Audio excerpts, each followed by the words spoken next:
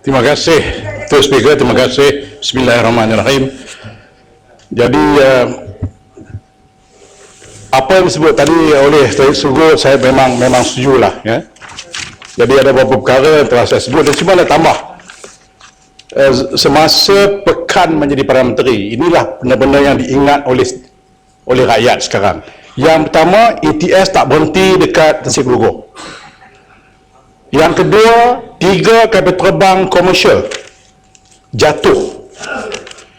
1 hilang, 1 ditembak jatuh. Kemudian nilai ringgit jatuh dan terburuk dalam sejarah. Kenaikan harga barang yang tidak terkawal. Jerebu paling lama sekarang ini. Banjir terbesar dalam sejarah Malaysia. Kehilangan wang MDB yang paling besar juga dalam sejarah, satu skandal terbesar dalam sejarah 42 juta. Yang kita bersyukur satu saja, iaitu bagaimana seorang Arab telah pun memberikan kepada Perdana Menteri kita 2.6 bilion. Yang tu kita patut bersyukur. Tuan Speaker, saya telah pun masukkan satu soalan kepada Kementerian Kewangan berhubung dengan isu sejak nilai ringgit Malaysia jatuh menjunam pada tahun 2015 ini, apakah implikasi terhadap pertumbuhan ekonomi negara? Jawapan yang saya terima, Datuk Speaker, ada 2. Panjang jawapannya, tapi saya nak baca isinya saja. Jawapannya dalam tempoh September 2014 hingga Oktober 2015, nilai ringgit menyusut sebanyak 21.6%, terutamanya didorong oleh aliran keluar portfolio. Itu jawapan pertama. Jawapan kedua, selain itu, faktor domestik dan sentimen yang lemah turut menyumbang kepada kemerosotan nilai ringgit. Itu ini betul. Dalam tempoh ini kita menyaksikan bahawa nilai ringgit jatuh sebanyak 21.6%. Bermaknanya, bagan serai, kalau kita ada RM1, nilai kita hari ini tinggal 7.8 duit ya. 7.8 duit, 78 sen. Sebab itu seperti yang dikatakan oleh pokok Sena, dia pergi baru ni China. Di China, money changer dengan hotel pertama terima duit Malaysia lah. Dan di Thailand, kita pergi baru-baru ni kan, kita pergi Thailand kan. Baru-baru ni, penjaga-penjaga yang jual tong ayam, dia duit Malaysia tak mau. Dia suruh pergi tukar duit siap, bayar kat dia. Maknanya, begitulah nilai kita. Nilai kita ni, di mata dunia, orang tak mau terima. Di London tidak masalah ya, Mat. Banyak masalah dia. Pasal dia mahal, itu tekaran dia. Sebab itu, Datuk Yang Dipertua, disebabkan oleh kejatuhan nilai ringgit ini, bersekali dengan isu-isu 1MDB yang disebutkan sebagai faktor domestik dan sentimen, saya ingin menyebut bahawa inilah yang menyebabkan keadaan kita yang kucar-kacir. Harga barang naik disebabkan oleh 2 isu ini. Dan kita perhati di kampung-kampung khususnya, hampir 70% daripada barang-barang yang kita gunakan, sama ada barang-barang keperluan harian ataupun makanan, 70% ialah barang-barang yang kita import. Sebutlah teori betul, sama ada beras ke, ikan ke, gula ke, tepung ke, susu ke, sardin ke, pakaian ke, termasuklah pampers dan juga tuala wanita, hampir kesemuanya kita import. Oleh kerana nilai mata wang kita yang jatuh, ditambah dengan GST, sudah pasti, tanyalah orang yang tak pergi universiti pun dia akan tahu bahawa inilah yang menyebabkan harga barang kita melonjak naik. Datuk Yang Pertua, saya kadang-kadang teringat juga kawan-kawan di sebelah sana. Kalau dahulu semasa kita SST, kita kenakan cukai kepada orang-orang kaya, orang-orang yang ada duit yang berbelanja lebih, ataupun orang-orang kaya yang kita kenakan income tax yang lebih. Dan kebanyakan mereka ini adalah orang-orang yang bukan bumi putera, khususnya orang Cina yang ada duit. Dan pemimpin-pemimpin UMNO akan mengatakan kita pertahankan kedudukan orang Melayu, kedudukan Bumiputera. Tetapi dengan memperkenalkan GST, bukan sahaja orang-orang yang kaya raya juga kena, tetapi orang kampung, orang Melayu, Bumiputera yang miskin juga kita kenakan. Sebab itu saya katakan bahawa maknanya di sini, orang yang kita pertahankan dahulu untuk memberikan kenikmatan pada mereka, akhirnya kita kenakan juga cukai kepada mereka. Sebab itu saya kata bahawa ada isu yang sebenarnya rakyat tidak tahu, bahawa akhirnya mereka yang memberikan sokongan kepada kerajaan selama ini, tapi kerajaan tidak berlaku adil kepada mereka. Isu yang kedua saya nak bawa yang betul ialah isu yang amat berhantu kepada saya. Saya pernah sekali Zak Loh, bagi habis ayat ni Loh. Padang Serai cakap lama dah duduk dulu lah. GST tu beli dulu kan. Isu rakyat. Padang Serai, saya tak lagi Padang Serai. Tuan Sri. Saya kata tak lagi Padang Serai, tak lagi. Tu yang tak senang tu. Isu 1AB bagi saya ialah isu yang amat berhantu. Malah isu ini saya anggap isu malapetaka. Saya masih ingat lagi pada tahun 2013 di sini juga, masa dalam sidang bajet 2013, orang yang pertama membawa isu ini ialah bekas atau mantan Ketua Pembangkang Datuk Seri Anwar Ibrahim. Hari ini dia di penjara, Datuk Seri.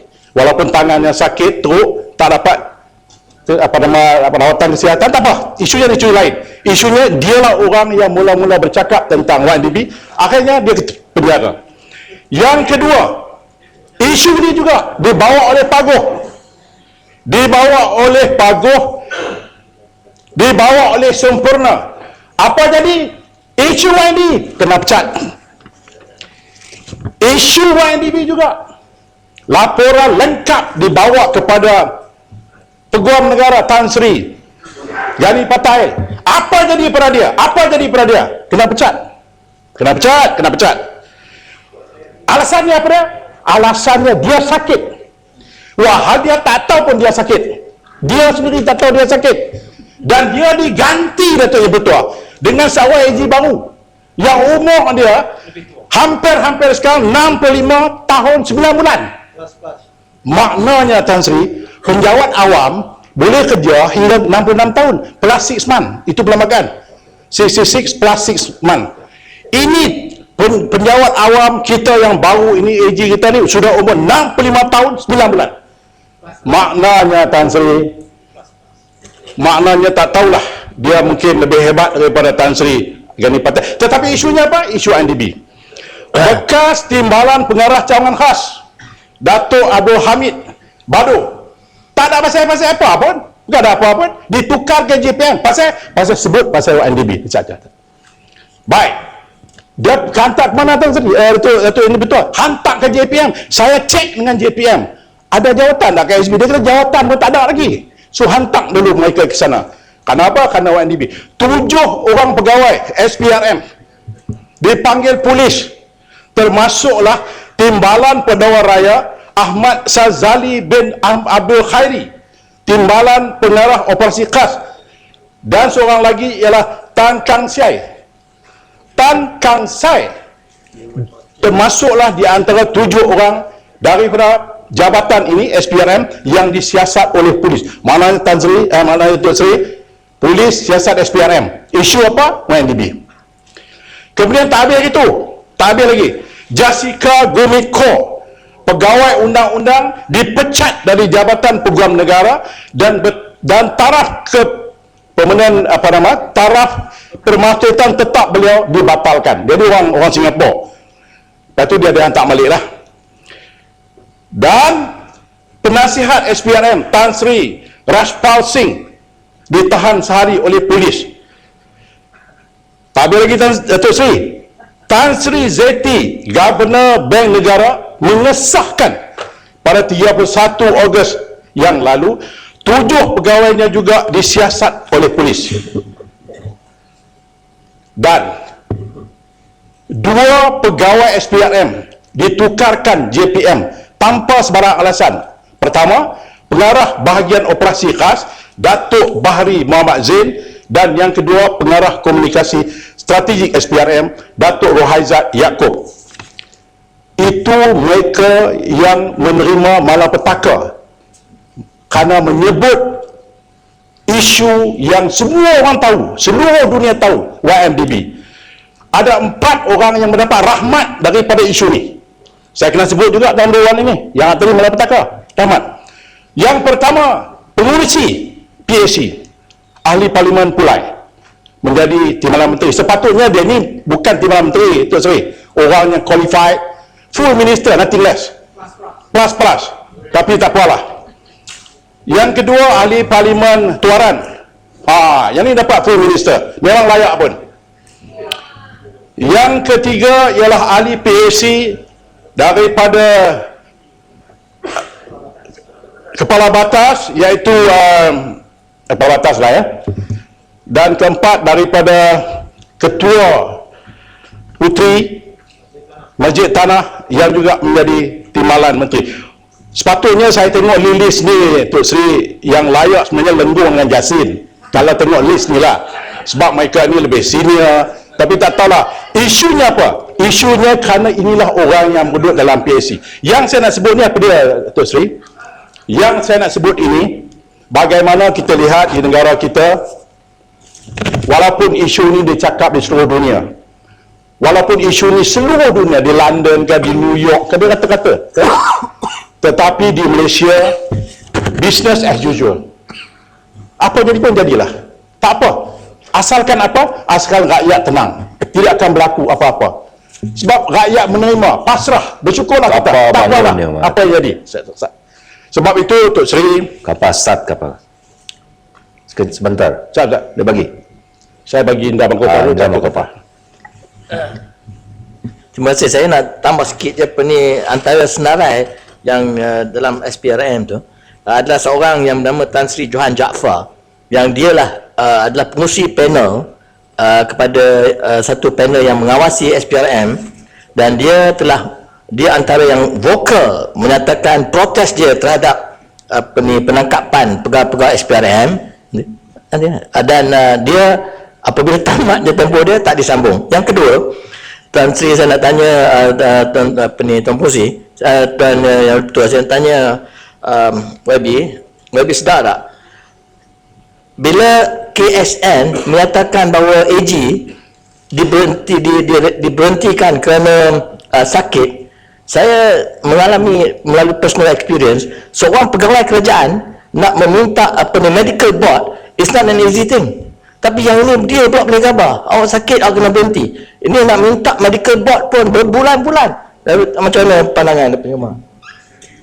Ya, saya ingin membawa perhatian yang berhormat, masih Datuk Seri, yang berhormat kepada isu soalan 1MDB tadi.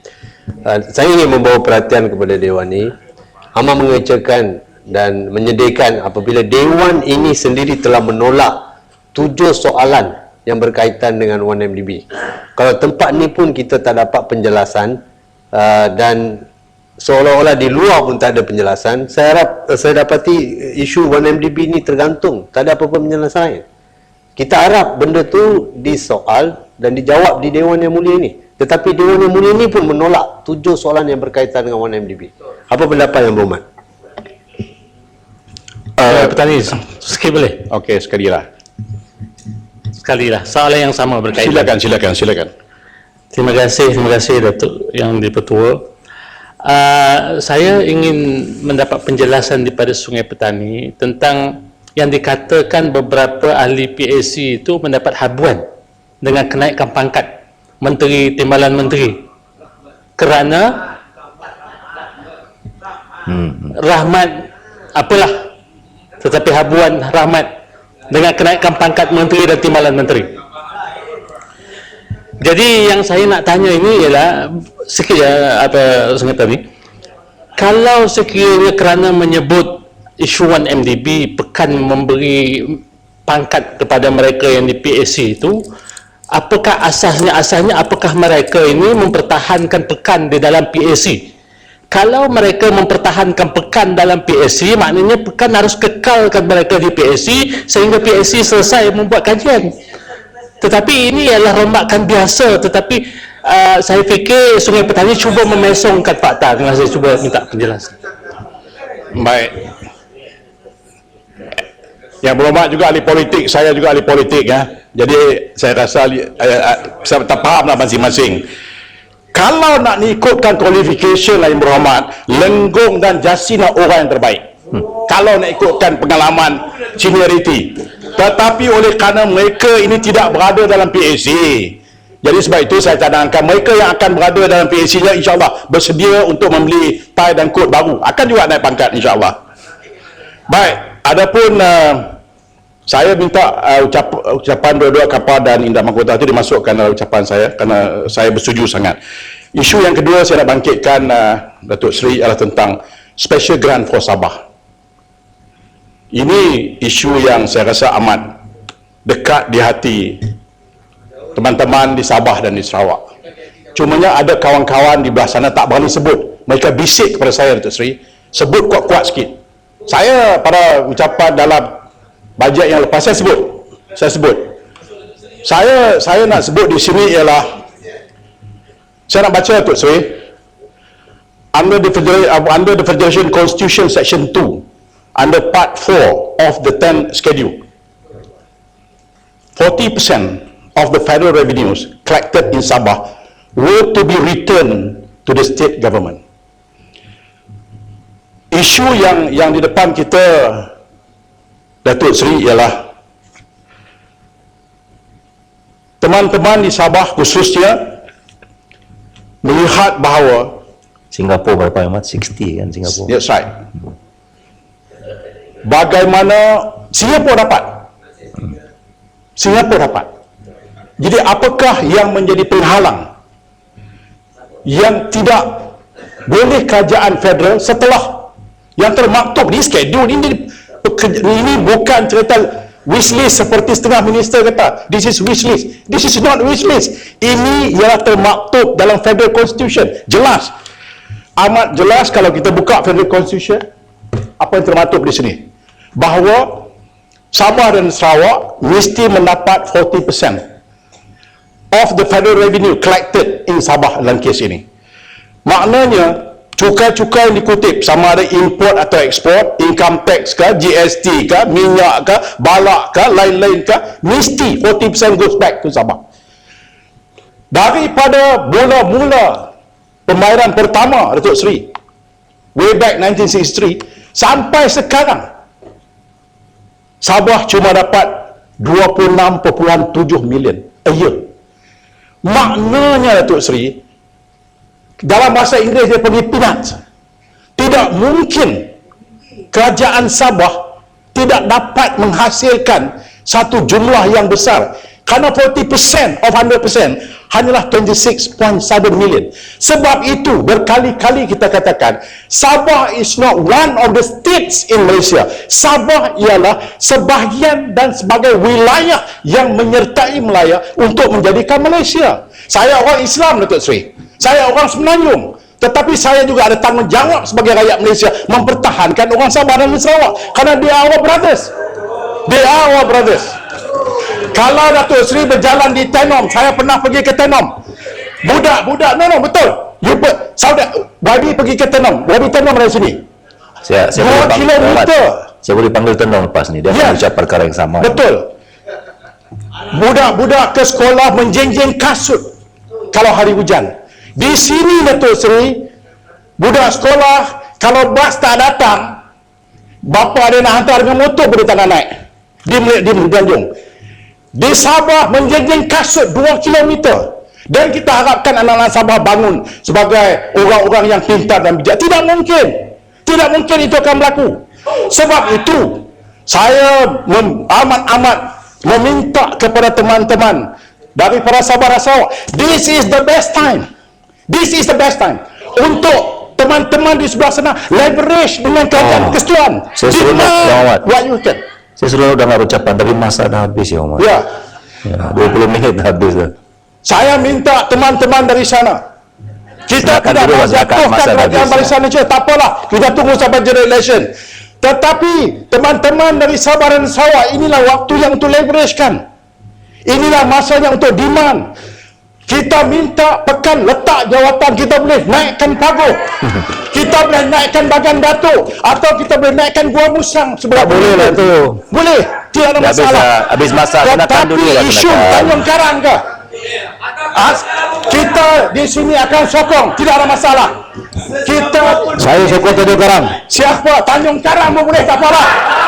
Tak apa. Ataupun pasal salah, tak apa, no problem. Asalkan pekan niti letak jawatan. Ya. Niti. Terima kasih Muhammad.